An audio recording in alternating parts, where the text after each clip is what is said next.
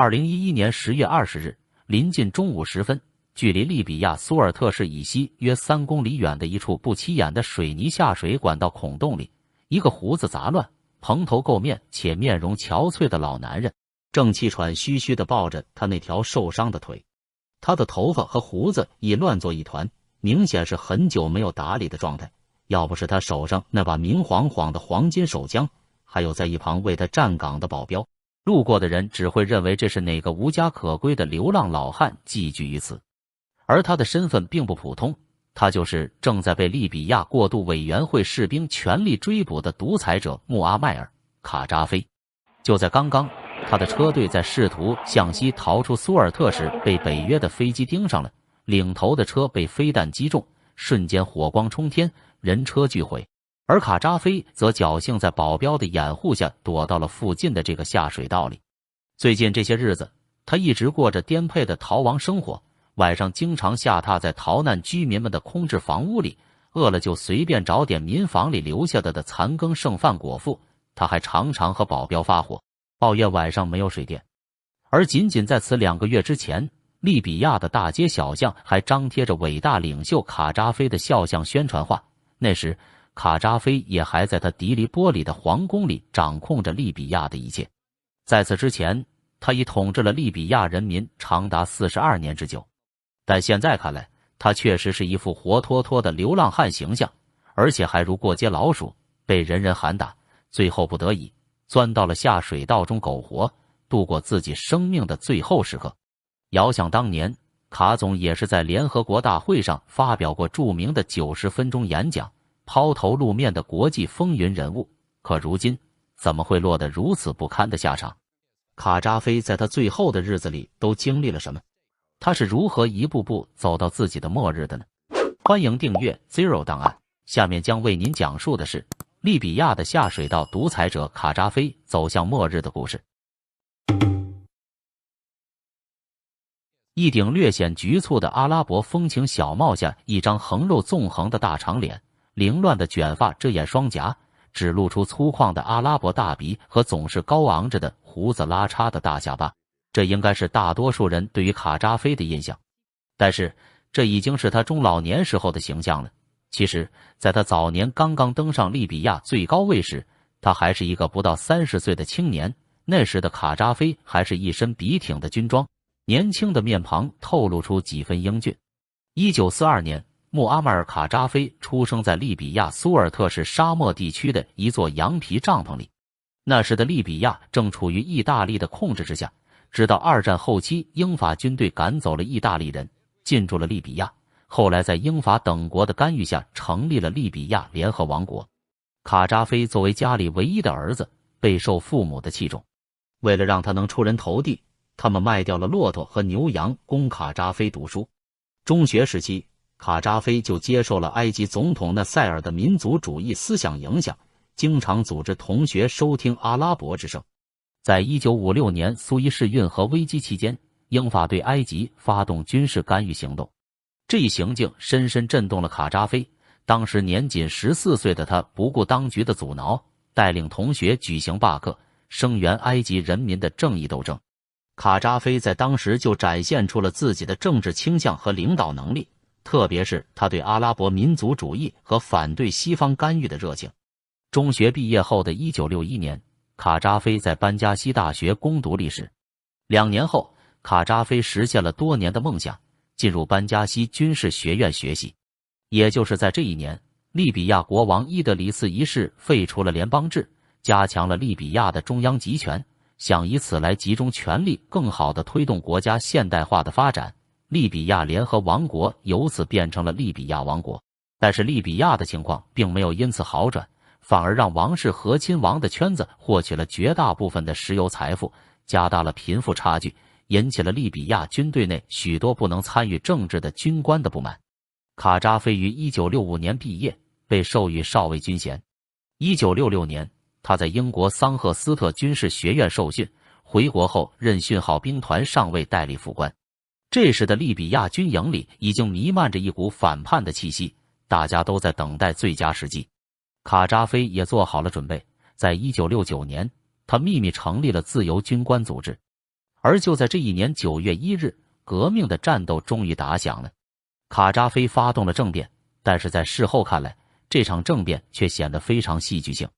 1969年9月1日这天，趁着国王伊德里斯一世出国访问土耳其并前往希腊进行医疗治疗的时机，政变开始。27岁的卡扎菲命令助手米海什乘飞机前往首都迪利波里组织军营的接管工作。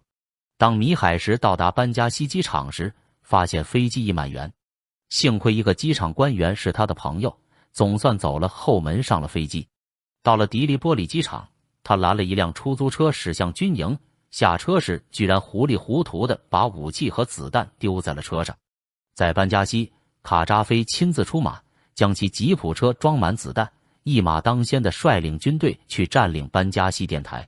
当他走到半程回眸一望，却惊讶地发现，在前往班加西的路上，竟然只有他一个光杆司令。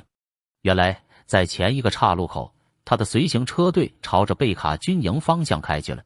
更为可笑的是，负责占领国家广播电台的军官开车绕城1周，竟然没有找到电台，只好原路返回。负责接管迪利波里城外防空部队的领队指挥着600名士兵，到行动时才发现只有1050发子弹可供使用，平均每名士兵 1.5 颗，好在一路没有遇到任何抵抗。但就是这样一场仓促上阵、漏洞百出的军事政变，最后居然获得了成功。政变发生时，留守国内的王储兼首相哈桑里达王子则在王宫中喝得酩酊大醉。政变的整个过程就像是卡扎菲在捡漏，因为按照当时这种情形，随便换哪一个军官都能成功领导这场政变。此时，正在国外度假的国王得知国内情况后，曾向英国发出紧急呼吁，要求出兵进行干预，但遭到英国的拒绝。9月5日，哈桑王储发表声明，放弃对王位的一切权利，支持阿拉伯利比亚共和国的新政权。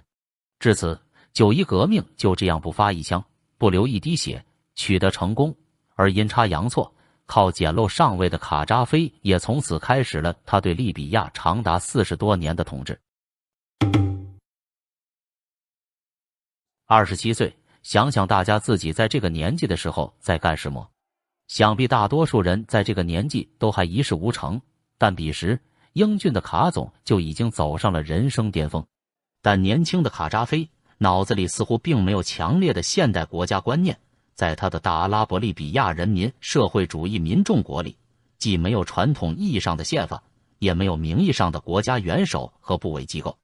在70年代的一次新闻发布会上，一位埃及记者提问时称呼卡扎菲为总统先生，这名记者立刻被打断。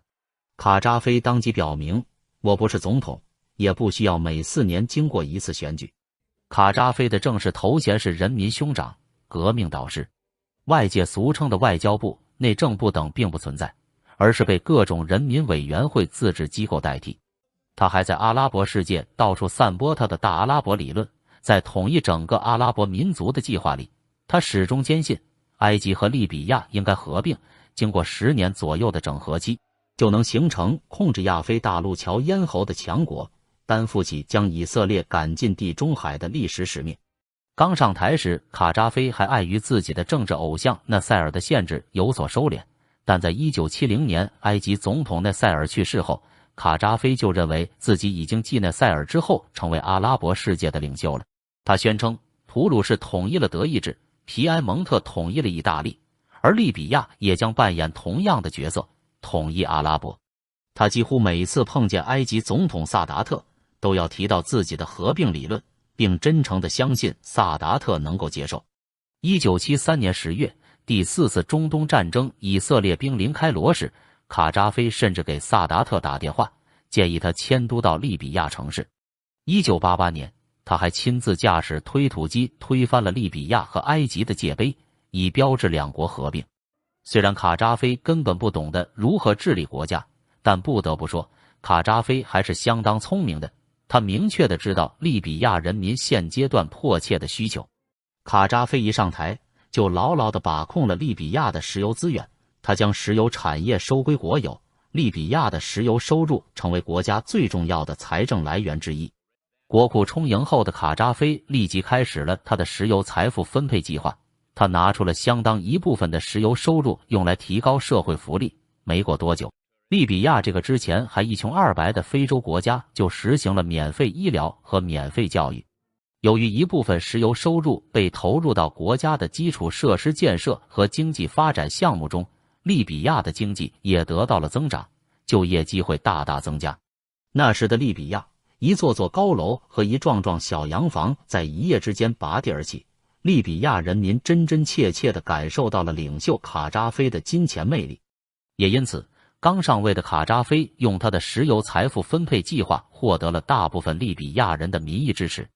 但有些事情是光用钱解决不了的。经过这一轮的财富分配，到1975年，卡扎菲对新生资本家不断增长的经济实力开始感到担心。1978年9月，卡扎菲发起了人民接管企业的风潮。3个月后，大约有180家公司落入了雇员的手中。同年，他签署法令，规定每个家庭只能拥有一所住宅，成千上万的房客立即成为房子的主人。1980年5月，利比亚宣布，面值大于1迪纳尔的所有货币都作废，给居民1周时间兑换货币，最大兑换数额为1000迪纳尔，超过限制数量的所有存款均遭冻结。于是，许多人手里的钱瞬间消失得无影无踪。自此期间，不少富裕阶层开始逃往国外。次年，国家接管了所有的进口、出口与生产资料的分配职能，涉及领域从油气技术到基本食品供给。利比亚人民的好日子很快就到头了。卡扎菲的一系列骚操作为他带来了更多的政敌和反对力量，而想要消除这些不同的声音，则必须走向独裁。1977年，卡扎菲在全国各个部门自上而下建立革命委员会。革命委员会主要负责指导民众、捍卫革命、监督和推进整个利比亚的革命激情。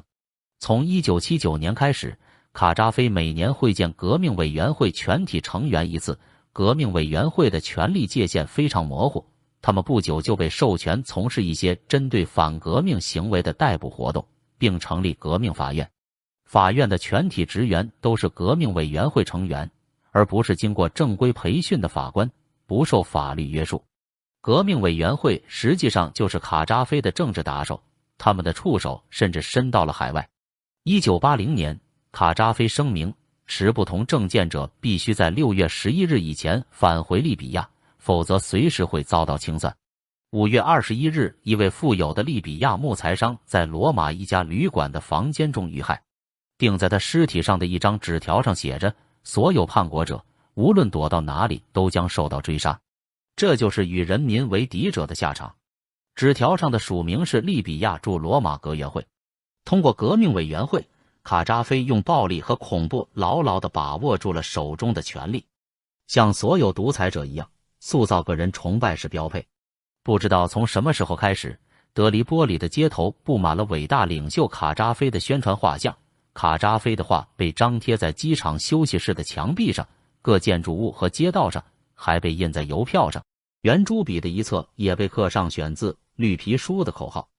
绿皮书是在当时的利比亚流传非常广泛的小册子，里面收录了伟大领袖卡扎菲的名言和执政理念。在小册子中记录了他自己的特色执政理论，其自称为世界上第3理论。他认为阿拉伯世界应该抛弃资本主义和共产主义，用自己的第3理论来实现统一并实现强大。当时，利比亚电视台播放的通俗音乐的录像带，还把这位领袖的思想融汇到 disco 的节奏中，由年轻的通俗乐歌手演唱出来。其中一首就称为世界第3理论。有时候你一打开利比亚的某个电视台，出来的就是一个绿色的太阳放着光芒。对此，卡扎菲只是无奈地说，他讨厌个人崇拜，劝诫人们停止此类活动。可是他们坚持这样做，我又有什么办法呢？除了个人崇拜，卡扎菲还善于制造敌人，转移矛盾。在一些集会上，他会让女孩子们表演优美的军事芭蕾舞，将刺刀刺向假设的美国海军陆战队士兵。青年人跳到座位上，挥舞着拳头，以革命的狂热情绪高喊：为卡扎菲而死！美国该死等口号。等到表演结束后，卡扎菲走上前台，以一个宗教领袖的姿态握住他们的手。但光靠这些还是不够的，独裁者最担心的是自己的安全问题。卡扎菲还任命自己信任的侄子负责他的个人安全，任命兄弟和侄子们担任敏感外交事务的特使，并领导情报机构。另一名侄子成为中部地区武装部队的指挥官，这里控制着石油和西德拉湾要塞。卡扎菲用他的家族构建起了在他看来非常安全的权力之网。在推翻了利比亚王国后，卡扎菲成了利比亚的新国王，他的家族也和之前的王室一样，重新掌握了这个国家大部分的石油财富。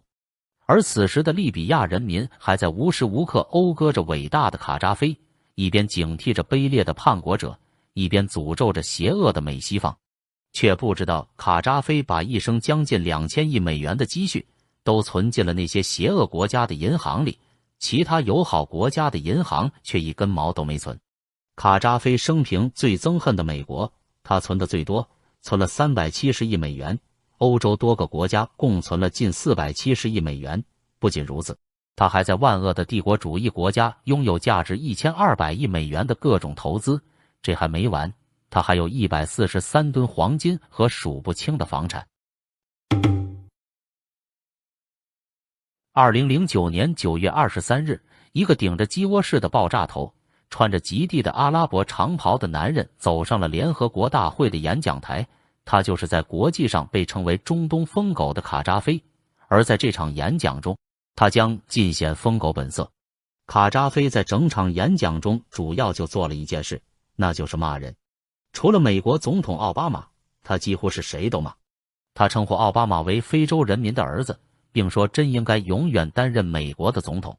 他的身后坐着联合国5大常任理事国的代表，他就回过头去面对着他们骂：你们是个恐怖理事会，你们掌握的权力如此大，却没有人能为非洲的同胞获得一个发声的机会。我们非洲应该也用非盟，在常任理事国席位上获得应得的位置。他面对着美国的代表骂道：美国前总统布什，你是一个道貌岸然的君子，一个暗中搅弄风云发起战争的屠夫，伊拉克战争的罪魁祸首就是你们。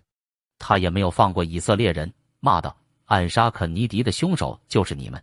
卡扎菲还说新型流感是美国制造的，用来针对其他国家的生化武器，说西方国家操控了气候变化，说之所以有人吃不饱有粮食危机也都是欧美人的错，经济危机同样是资本主义世界的一场阴谋。卡扎菲像个怨妇一样在大会上吐苦水，他时而把手里联合国宪章向后抛向空中，时而把它丢到一旁，甚至扔到地上，声称这只是一堆废纸。1个半小时之后，长时间高强度工作的同声翻译员已经崩溃，在耳机中表示自己已经受不了了，便罢了工。卡扎菲却没有因此感到抱歉，他不耐烦地等着换人翻译，好继续把自己的骂声传达到别人的耳朵里。最后20分钟过去了，卡扎菲结束了演讲，大家终于要放松紧绷的神经时，却看到卡扎菲转过头，用手直挺挺地指向联合国5常的主席们，将联合国宪章往地上狠狠一摔。到这儿，疯狗卡扎菲整整100多分钟的演讲才终于结束了。要知道，当时联合国默认的演讲时长通常在15分钟左右。这次的疯狗演讲让全世界都对卡扎菲感到厌恶，这也成了他最后的狂吠。其实对于卡扎菲在联合国的这番撒野，国际社会早已经习以为常了，因为在此之前，卡扎菲就有许多世人皆知的疯狗行为。1970年代初，卡扎菲刚上台后，虽然用石油发了笔横财，但是除了光有钱，利比亚的军事实力还不足以支撑起卡总的大阿拉伯理想。所以为了在中东众多国家里站稳脚跟，卡扎菲拿着手里大把的钞票，打起了买核弹的念头。当时的利比亚工业还远远达不到发展核武器的水平，所以卡扎菲认为买现成的核弹是一条捷径。在70年代初，中国和利比亚并没有建交，但卡扎菲找到了埃及总统内塞尔这个中间人牵线搭桥，于1970、1971年多次派出自己团队的核心人物贾卢德到北京中南海见到中国总理周恩来，并提出要购买原子弹。除了开出2亿美元以上价码外，还用建交和赶走台湾等意愿作为筹码。但是结果是显而易见的，周恩来直接拒绝了这样荒唐的交易，没有给任何的讨论余地。郁闷的卡扎菲抽着雪茄想了很久，死了这条心，但又转头去找法国。1976年巴黎也拒绝了。1978年找印度，结果发现3个不靠谱。1979年找苏联也没成功。在拿着钱满世界买核弹失败后，卡扎菲最后找到巴基斯坦，开始在核材料黑市里买东西，准备自己搞。从这开始，全世界都已经认识到了卡扎菲的疯狂。1988年12月21日，泛美航空的一架班机在飞经苏格兰上空时，突然爆炸解体，班机坠毁，造成259名乘客和11名苏格兰居民在内的共270人遇难。这就是震惊世界的洛克比空难。据调查，此次空难是由利比亚恐怖分子在飞机上安装的定时炸弹导致，而卡扎菲成了幕后指使的最大怀疑对象。因为当时利比亚与美国的军事冲突正值白热化，卡扎菲在军事上不敌美国，所以就耍起了小阴招。从1982年开始，欧洲和中东多次爆发针对美国的恐怖袭击，美国指责这都是卡扎菲在背后指挥。实际上，卡扎菲及利比亚政府也多次公开表示支持这种行动，公然和美国为敌。利比亚特工曾在西德的西柏林一家迪斯科舞厅制造了一起恐怖爆炸袭击，造成3名美军士兵和1名土耳其妇女死亡，260人受伤。美国里根政府震怒，里根总统把卡扎菲形容为中东的疯狗，随后宣布对利比亚进行报复性攻击。2011年2月24日，因不满卡扎菲而辞职的利比亚前司法部长阿卜杜勒·贾利勒公开宣称卡扎菲一手策划了洛克比空难。上帝要让其灭亡，那就必先使其疯狂。卡扎菲很好地诠释了这一点。卡扎菲一系列疯狂的作死行为，让利比亚遭到了美国和联合国严厉的经济制裁和谴责。在民生日益凋敝的同时，利比亚国内的反对力量也逐渐壮大。2011年2月，利比亚大规模爆发的反卡扎菲抗议，迅速演变成武装内战。卡扎菲政权对平民进行极端暴力镇压，特别是在反对卡扎菲的大本营班加西，使用包括空军轰炸、坦克镇压和雇佣兵屠杀等手段。国际媒体广泛报道卡扎菲威胁要一间房清算班加西的叛徒，被认为是种族灭绝级别的威胁。在面对利比亚国内反对派武装的强烈反抗的同时，2011年3月17日，联合国安理会通过了第1973号决议，授权会员国采取一切必要措施保护利比亚平民。其中最积极推动的是法国的萨科齐政府和英国卡梅伦政府。法国总统萨科齐率先承认利比亚全国过渡委员会为合法政府，最终由北约正式接管了全部军事行动。该行动名为统一守护者行动，指挥部设在那不勒斯。至此，卡扎菲面临的危机从地上的反对派军队扩展到了天上的法国幻象2000战机与美军无人机。卡总已无处遁形，他的末日就要到来了。也许卡扎菲从来没有想到自己会有这一天。2011年10月20日，穷途末路的他终于选择逃离家乡苏尔特，去往40公里外的瓦蒂加里夫。在大约2个月以前，他刚从迪利波里逃脱，来到自己的老巢苏尔特，逃避过渡委员会反对势力对自己的围捕。在经历了2个月的挣扎后，此时的他早已四面楚歌，众叛亲离。在最后的几天里，面对天上北约和美国的飞机与地上的反卡扎菲政权武装士兵的围追堵截，卡扎菲过上了颠沛流离的生活。一到晚上，他就和保镖们在路边的空置民房落脚，饿了就在厨房里随便找些逃难的居民留下来的残羹剩饭充饥。之前住着富丽堂皇宫殿的卡扎菲，现在开始对他的保镖抱怨起，该死的破房子里连水电都没有。但很快他就要连抱怨的机会都没有了。卡扎菲没料到的是，死神竟然来得如此之快。这位可怕的死神就是美国的捕食者无人机。逃离的时间本来安排在20日凌晨3点，一行人有100多辆车，但因为组织混乱，最后出发推迟到早上8点。临行前，卡扎菲最后望了一眼熟悉的家乡苏尔特，神情落寞而复杂，随即坐上一辆丰田越野车绝尘而去。心里陷入崩溃边缘的他，竟然鬼使神差地打破了此前一直严守的无线电静默，拨通了自己的卫星电话。但就是这一举动，就此将他送入坟墓。自从卡扎菲于8月逃离迪利波里后，美国和北约一直在寻找其下落。除了传统的空中巡逻和特种部队侦察外，美国中央情报局和英国军情6处通过技术手段加强了对无线通讯的监听。卡扎菲开始通话后，他的声音立即被某种特殊设备记录并比对分析，追踪者很快锁定了头号目标所在的大致区域。与此同时，远在美军基地的无人机操作员从电脑屏幕中发现苏尔特居民第2区出现异常情况，随后通过电脑指令引导无人驾驶攻击机捕食者迅速起飞，锁定卡扎菲的车队。随即捕食者无人机第一时间赶到现场。这种双翼平直、机身细长的飞行器已经成为美军武器库中上镜率最高的明星。借助机载摄像机确定目标动向后，远在美国基地的无人机飞行员通过卫星通讯线路命令捕食者发射数枚海尔法地狱火导弹，其中1枚导弹击中卡扎菲车队的领头车，使得卡扎菲陷入了绝境。停在苏尔特外海64公里处的北约预警机立即提醒法国战机做好战斗准备。法国空军的数架阵风战机呼啸而至，使用铺路激光制导炸弹和 ASM 空对地导弹，把卡扎菲的车队炸成了一片火海，导致数辆汽车被毁，数十人当场死亡。毫无防备的卡扎菲车队遭此痛击，溃不成军，大家各自逃命。